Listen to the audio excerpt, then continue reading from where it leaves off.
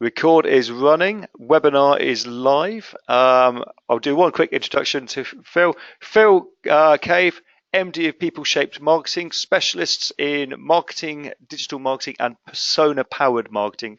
And that last one is critical, as you will find out. I'm going to hand over now to Phil to begin the webinar, and I'll probably keep butting in throughout the course of the next 20 minutes or so. But over to you, Phil. Thanks very much, Andrew. Thanks very much. Bottle of scotch on its way to you for that compliment. Right, so in this first episode of Be a Better Marketer, what I wanted to do was take things right back to the basics, if you like, of marketing. And that's not to mean that it's simple, but to mean it's at the fundamental heart of what any strategy should be.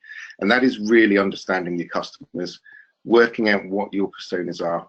And this is a fairly easy way to be able to actually start to get a grip of who those people are, what segments they fall under, and how you can approach them sort of easily and succinctly in every campaign that you do.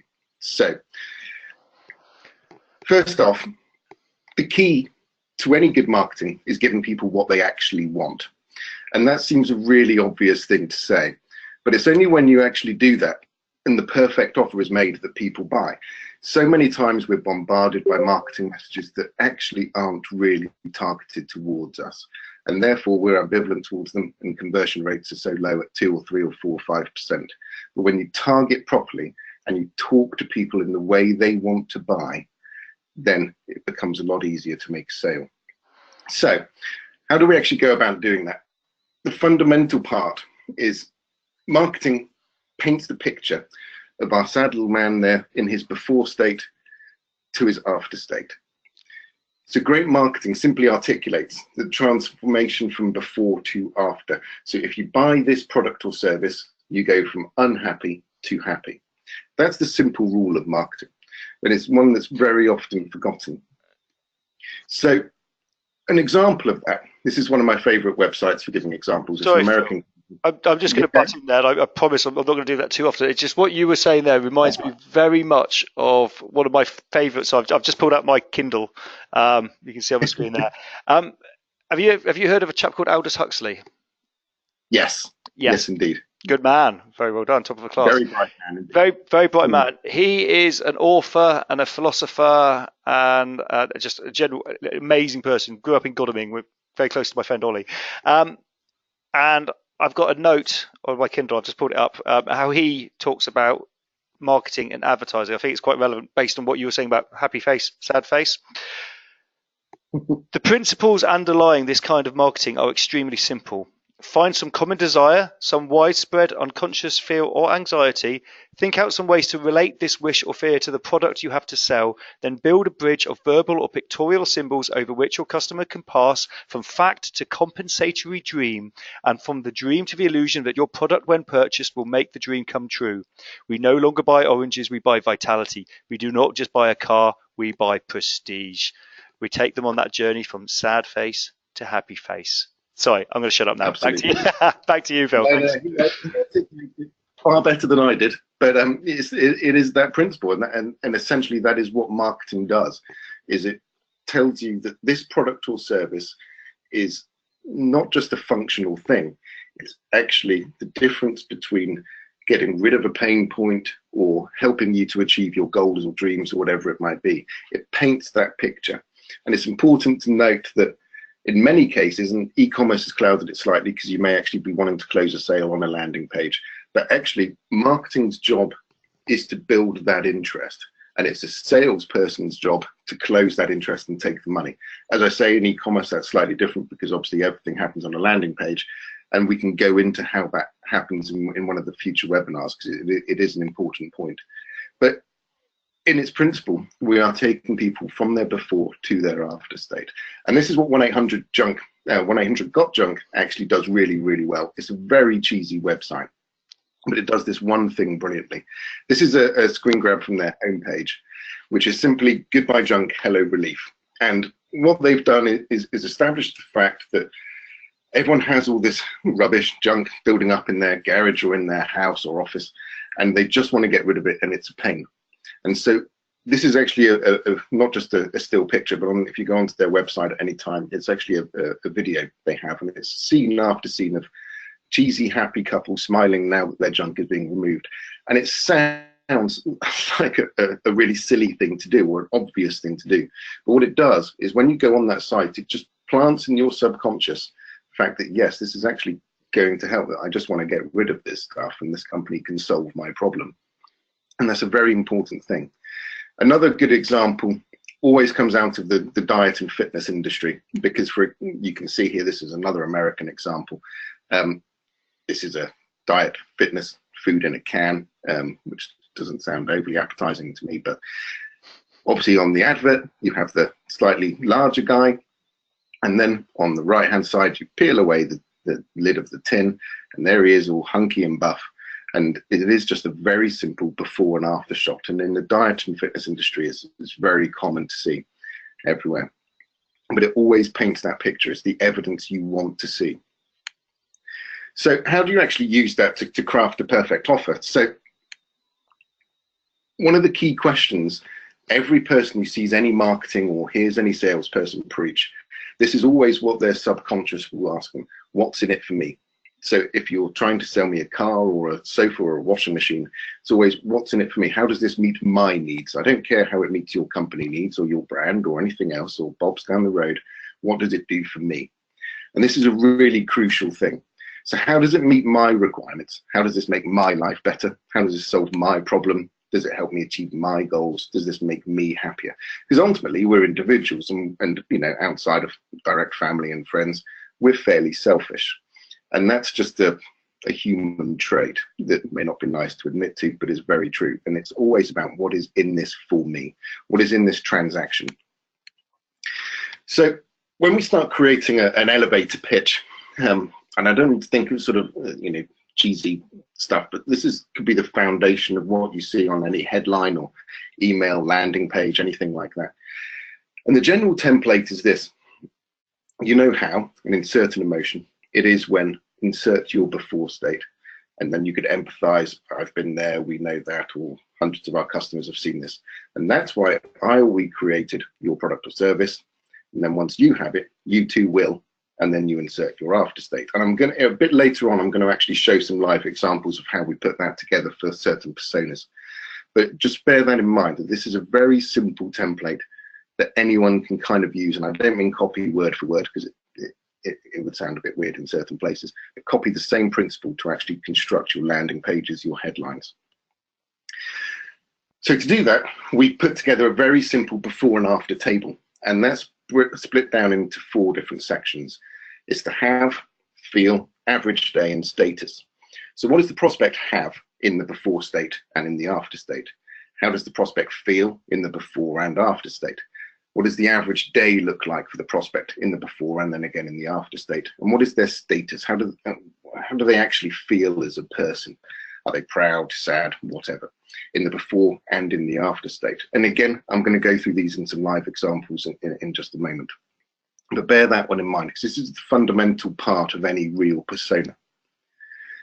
So introducing personas themselves, I wanted to put in something slightly obscure here, which is just a picture of the Pope. Obviously, it's one of his Christmas addresses, and he's addressing an audience of millions. Now, the point of me doing that is that while all these people may have one common goal, which is to hear the Pope speak, that actually, as individuals, they would fall into quite a few different segments, and he can't ever talk directly to one of those segments whilst he is addressing the mass market. And it's the very same in all types of marketing. Is that we've all heard the scattergun effect, or throw enough mud and some of it will stick, or anything like that. And that's just plain wrong, because if you're doing that, you end up with vanilla marketing. You end up with trying to appease the average customer, and no such thing actually exists. We're all individuals, and while we share some common traits, which we can then segment into personas that represent a different group or segment of your audience, you can never talk to every single individual. However good the personalization and all the AI technology becomes in marketing, you're never going to be able to talk to someone on that level. But what you can do is start to create personas.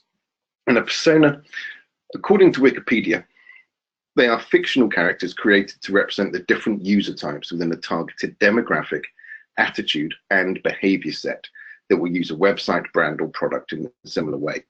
So on a B2C level, that might be, for example, you wouldn't go as far as to say it's demographics, such as male or female or anything like that. But what you'd start to say is maybe it could be life stage. So are they young, free, and single? Are they early family? Are they getting older? And these people then have different characteristics and different wants and needs for their life that you can start to just group people together. On a B2B side, it could be as simple as a starting point as a job title or job function would be more accurate. And then you can start to build on that skeleton to actually add flesh and give them a personality and a depth that you can use in your marketing. And I'm going to show you very simply how we can start to do that. So what's important here, and this is going to sound super, super cheesy, but whatever the job role, whatever the niche, people are just people. There's no B2B, there's no B2C, it is just H2H, human to human interaction, because people buy from people. It's an old adage, and it's actually true. The reason why personas and psychographics and psychology becomes important is because demographics will only ever tell 50% of the story at the very most. So demographics tell you roughly who to target. Personas will tell you how you can target them. And that's a very slight but important differentiation, because you can know all there is to know demographically about your audience.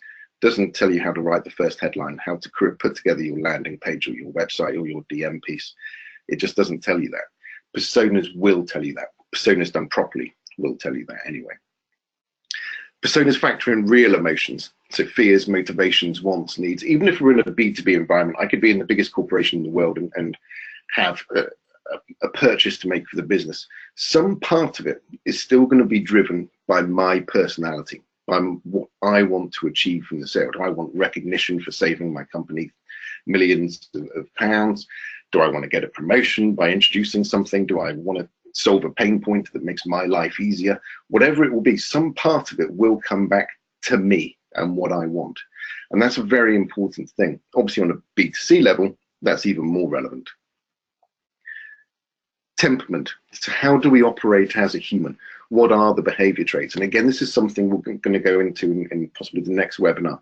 But all people fall into one of 4 different psychographic types or temperaments. And they are very quickly, they're spontaneous, competitive, humanistic, and methodical. And that's user temperament targeting. It doesn't matter what your job role is. There's no hard and fast rule or anything like that. It's about personality. And each of those 4 different personalities want to read marketing material and approach the buying process in a different way. So that's something that's important. It's trickier to get right sort of in-house in a few days yourselves, but it's something we're going to cover in a future webinar. And those of you who have read the ebook that came out with the acceptance of the webinar, then actually it's covered a bit in there, and we can go into more detail on that next time, as I say. But the key is to make your personas real people. So don't try and match them to your business needs or products, because that's not going to work. What you have to do is think from their perspective. Always put yourself in your customer's shoes. Whenever you're reading the latest ad that comes down from your agency or your designers, whatever it might be, put yourself in your customer's shoes and think, does this mean anything to me? And if it doesn't, then you're doing something wrong. But what you should do is match your business offering and your marketing and your sales strategy to the way that they think. And that's a difficult thing for a lot of businesses to actually understand, because there's a lot of moving parts, obviously, within any corporation. And getting everyone to maybe change the way they think and approach things can be a big task. But we can start to do it very easily in our marketing materials. So one of the worrying things is that personas generally have a bad rap. A lot of people think that they're not detailed enough, or that no one reads them. And actually the stats kind of back that up, in that only 15% of marketers think their personas are effective, and 80% are confused by them, which is a really worrying stat. But when done properly, the average increase in marketing ROI is 171%. And that's not by spending any more money. It's not by doing acres and acres of split tests anywhere. It is simply by having your personas to hand analyzing them properly, knowing how to write copy and create designs that talk more directly to them. So what does a basic persona look like? These are very simple ones from HubSpot, which will please Andrew no end. Well, what we see here is a very basic and actually kind of rubbish persona. And this is why personas get a bad rap, because this is what a lot of marketing automation companies are spawning out these days. They're saying, oh, this is all you need, and you can suddenly, spend 10 grand a month with us and the rest of it. It's rubbish, because enterprise are in there in a second. And bear in mind, these are created for actual HubSpot customers. So these people, this is how people would approach buying HubSpot. It says that she's director of marketing operations and is only a secondary contact, which in itself would be wrong. Large company, okay, fine, demographics. Don't know why it feels necessary to say that she has an MBA from Bentley in there, or that she's 30, or that she's recently married. It has no relevance to how she will use HubSpot or how to sell HubSpot to her. Her goals: demand pipeline generation, campaign execution and coordination. Okay, reasonably nice to know, but we could have guessed that from the job title anyway. It's not really saying what the goals are. Challenges: working with sales, data and tech overload, selling use cases to IT, legal, sales and execs. And I'm sure that is a tip of the iceberg, but it's also kind of sensationalist headlines. It's not really saying what the problems are. I can't imagine Erin lies awake at night thinking about any of those problems. What she might lie awake at night thinking is that her bonus is dependent on her getting 3,000 leads in this month, or her job depends on whether she can actually implement this properly. She has a 6-month window to do it in. That's stuff that might keep her awake at night. And this doesn't go anywhere near detail enough into actually thinking about who she is and what she wants, and therefore what you can put in your marketing. So a more detailed persona might be something like this. This is Kevin Bailey, and it has a little bit of, you can see here, bit of demographic, basic information. There's a really nice addition here that the HubSpot ones didn't have. This is a quote from Kevin. Now, Kevin is obviously a fictitious representation of a certain audience sector, but obviously what we've done is part of this persona building process is canvas existing customers. And this should always be a quote from one of your real customers, or it can be a quote made up of maybe the 30, 40 responses you got from this sort of persona representation and an amalgamation of all of them, all the common points that come out. Here in the middle, we have motivations. That's also a good thing to have in there, is knowing what actually personally they want to have. Goals become a little bit more personal and a bit more targeted, but the interesting one here is the frustrations. Not being able to get a clear answer, not being able to access up-to-date data, not knowing factors why a product or service he is funding is not progressing. That actually starts to get a lot more personal, and that's a lot more interesting, because then if we put that in our marketing, he suddenly thinks, yeah, actually that's me. I get annoyed by that, and this is the solution. That's great. Quick bio down there, personality on a sliding scale, and then whether he's intuitive or sensing, thinking or feeling, and that's stuff that, again, we cover more in the user temperament charting process, but it's the same sort of thing on a basic level here. And then obviously this is around an IT product, so they talk about his comfort with technology, which is obviously relevant to the product or brand that this represents. And then brands which inspire him, Virgin Atlantic. Again, that's a nice bit of information you can have in there, because it tells you roughly what other companies that he really likes buying from are doing in their marketing, and you can start to learn a thing or two from them and how they approach things. Another example on a B2C front, this might be a lot more colorful. It might have a lot more sort of, this is actually for a beauty product, but obviously it has magazines that these people read and the websites that they look at. It has a lot of the different sort of products that they might have and the brands that they often use. But what's interesting here is down the left-hand side, on these sliding scales of everything: price sensitivity, social influence, interest in new products, importance of beauty, brand loyalty. This is marketing gold down here. And then having the same sort of stuff around scenarios and social profiles and bits and pieces. Media consumption.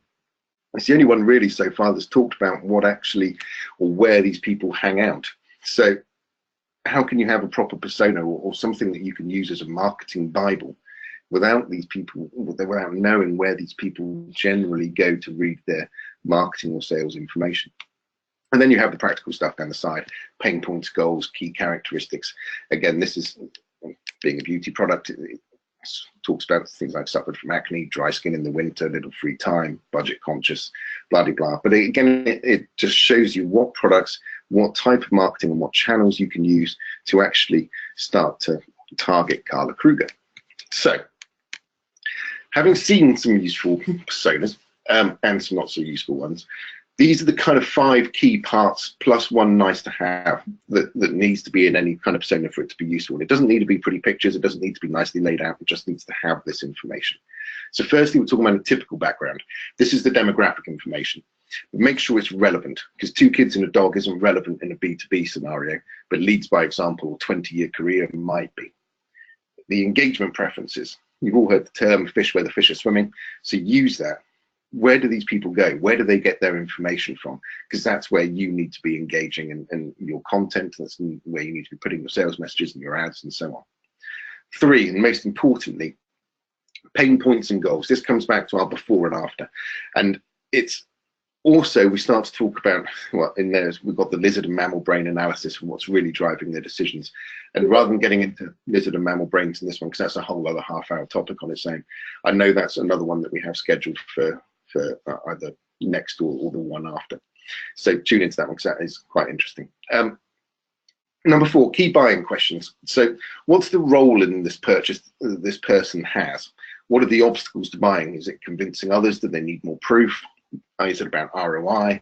What are the deal breakers? What's going to stop them not being able to proceed? So if you imagine a landing page that's trying to sell something or get a B2B lead off the page, then what do they have to see on that page before they are comfortable to either purchase or give you their information?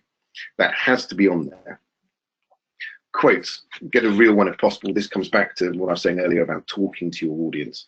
And then 6th one, and this is the nice to have because it's not so easy to do, is psychographic analysis. And so, as I mentioned before, there are 4 different temperament personality types, and they all act differently, buy differently, and we need to understand which our persona falls into generally. That's something that I can show you quickly how to do later in one of the later webinars, but also, as I say, it's something that's in the ebook, and you can read a bit about it in there as well. So ultimately, your completed persona must deliver everything needed for you to create the perfect buying journey for each prospect. So how do we get it all together? I've taken Kulea as an example. Now, Kulea, these are features: affordable, powerful, and user-friendly marketing automation for SMEs. Great. So drag and drop customer journey planner. It's got easy-to-use landing page and email CMS. You can integrate it anywhere using our APIs and our REST. Send and manage your email campaigns, content and data personalization, multiple devices with data in the cloud, and share data across the business. Okay, all great. That's all features. You see that there's absolutely no benefits in there at the moment. Now, they're nice points, and that's all we need for our Kulea marketing messages, isn't it? Well, no, because if you imagine a gym owner, would they have the exact same needs as a B2B supplier of agricultural chemicals? No, of course they wouldn't, even though they're buying the same product. And this is very quickly how we're going to sort of outline exactly what differences quickly come about when you start thinking about people in terms of segments and personas. So this is Andy.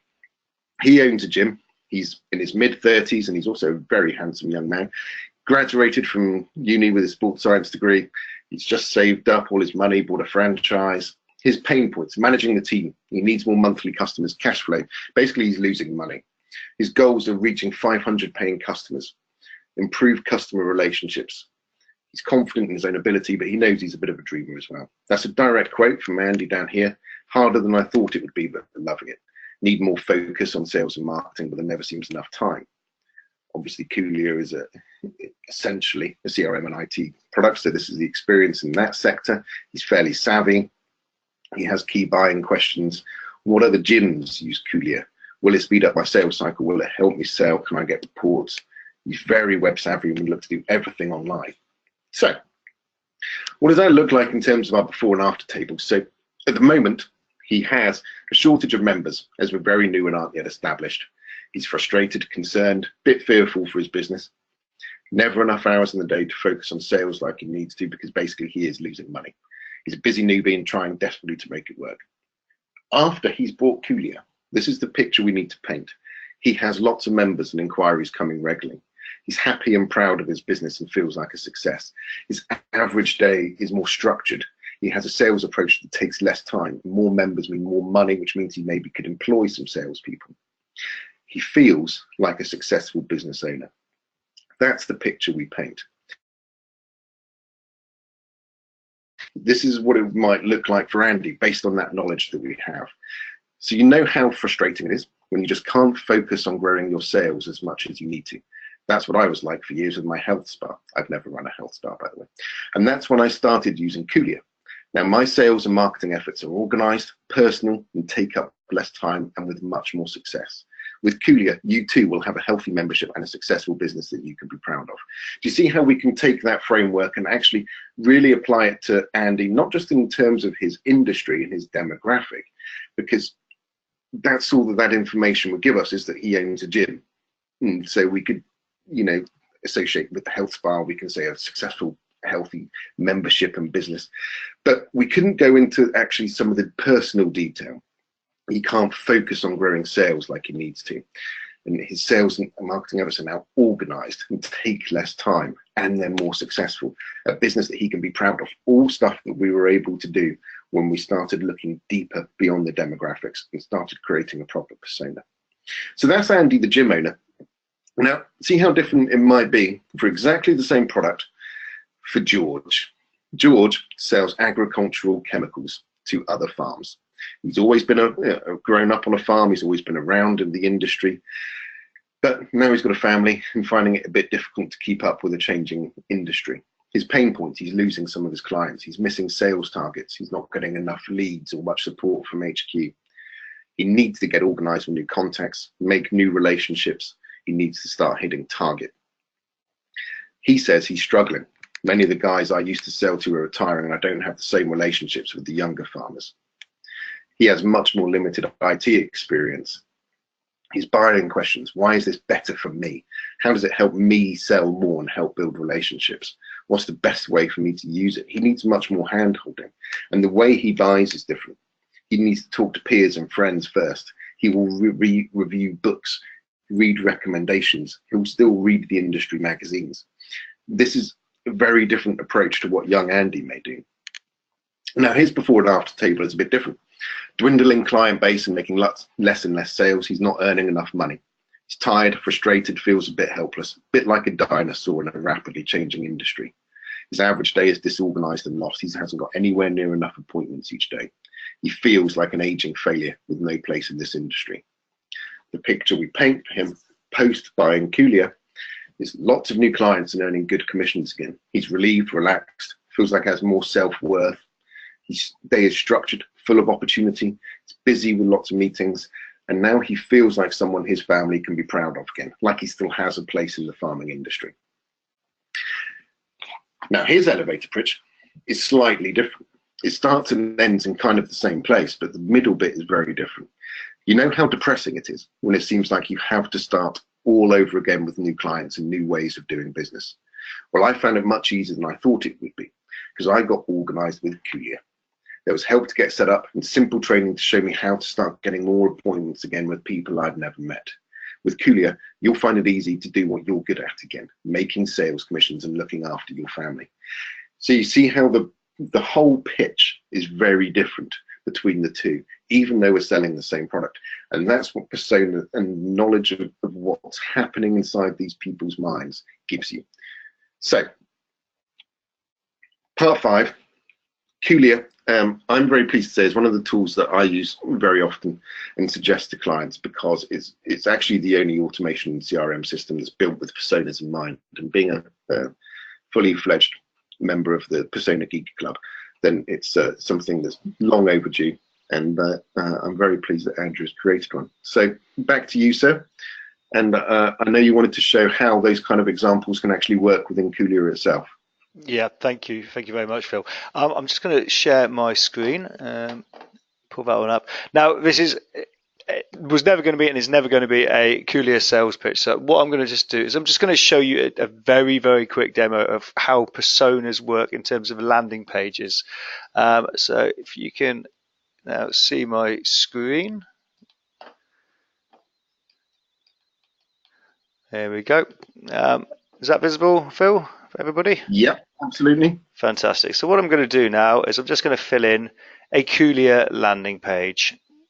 So I'm going to put in some details over here. I'm going to use your example of Andrew. I've given him a company name. I've called it Jim Bunny. There we Why go. not? Andrew at Jim Bunny. Andrew, surname, it was Goldman, wasn't it? It's Jim Bunny Ltd. Now, what I'm going to do is I'm actually just going to use a drop down to give him a type, business type. Now, you can do this for a drop down. We can also, Kulea can infer interest, can infer type based on what pages that customer's been looking at, what videos they've been viewing, what assets they've been downloading, their activity. So we're going to give him a sports user. There we go. So he's now in Kulea. And what we'll do is we're going to refresh this page based on his details. So suddenly, Kulea, he's been allocated a persona type because of his type is sports. We've moved him into a persona bucket. You can see that we're giving him personalized content, explore success stories of other businesses, and see how Kulea can help Jim Bunny Limited drive new sales, save time, and streamline Jim Bunny. But then the message, and this is the message you were talking about, is very different. You know, we're using a case study. We're saying, look, this is how somebody else has done it, driven 8,000 members. You're now running with the big fish. Can fish run? You know what I mean. You're running with the big animals in the gym world now. And you're giving a very, very different message, and it's a message that relates to that persona type, relates to that person's pains, frustrations, and ultimately their goals. So that's a very, very brief example of what Kulea can do. So anyway, if Andrew signed up to your subscriber list for future information and got an email, clicked on that email and came back through to your site, this is what all of a sudden that landing page would look like, and it would tailor differently for him compared to George or anyone else. Exactly. Whichever persona bucket he has been allocated by each business, he will then receive personalized content to support that persona and push along that kind of conversion funnel. There we go. There's a lot more to Kulea, but I'm not going to go into that now. If anybody wants to find out a bit more, give me a shout. And I'm going to just hand over the reins back to Phil. And also, while I'm doing that, I think we've kind of come to the end of that webinar. Thank you very, very much, Phil. It was fascinating. There we go. Very well. Make you presenter again. And I think it's now time to open things up to the audience. Does anyone have any questions they would like to ask Phil while we have him at our disposal? I know it's 5:30, so you don't have to ask too many questions. I'm sure everyone's absolutely zonked and want to go home. Go. Leave it there for a few more seconds. And just while we're doing that, waiting for some questions to come in, it's probably worth mentioning this is the first of our webinars on how to be a better marketer. We're going to be following this up with a more advanced Be a Better Marketer persona session, also chaired by myself and Phil.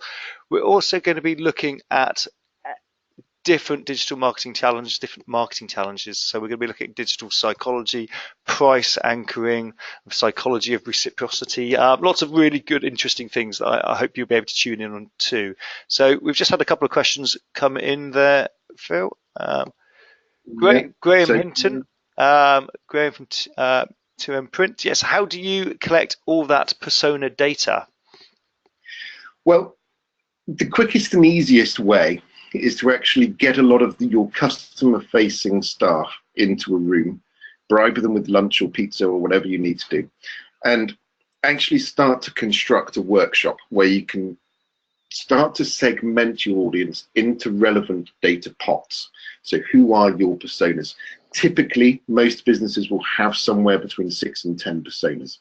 What you want to do is then for each one of those, and if we take a B2B example, so if you're a marketing manager looking to buy something, then and you have a marketing manager persona, then what you want to do is ask your sales guys, your customer service guys, your engineers, whoever goes out on the shop floor regularly and talks to these people. What is the feedback you're getting back? What are the questions they always ask before they buy? What are the problems they always seem to encounter? What is the issues they have on a service level? Because that will give you a lot of the information that you already need. Then you can start to blend that with the buckets of data that you have already on your customers that you may have done on a demographic level. But that is the quickest and easiest way to be able to do that. And there are obviously, there are people out there who can help you do that, such as me. And but you can often do it in-house. It's just about getting the right people in that room to be able to start collecting that data. And then that kind of leads actually on to Alistair's question as well, I can see. So he asks, what's the quickest and easiest way to create personas from the data I already have to hand? Again, I would say approach it in the same way as a starting point. Once you have those different segments, and on a B2C level, that could be a life stage thing. On a B2B level, why not start with job titles if you're targeting numerous different ones within any sort of sector? And once you have those different buckets, start to feed some of the data you already have into each one to build up a richer and richer picture.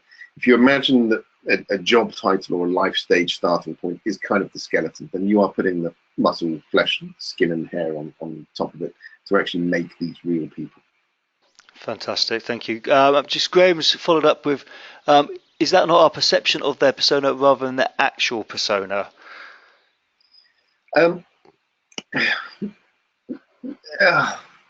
Kind of, but they're one and the same thing in a way. Don't get me wrong, I'm not saying we need to guess all of this, because ultimately your customer facing team are going to have a much better idea than people who sit in a back office. However much marketing data we have to hand, they're going to know because they're on the floor talking to these people.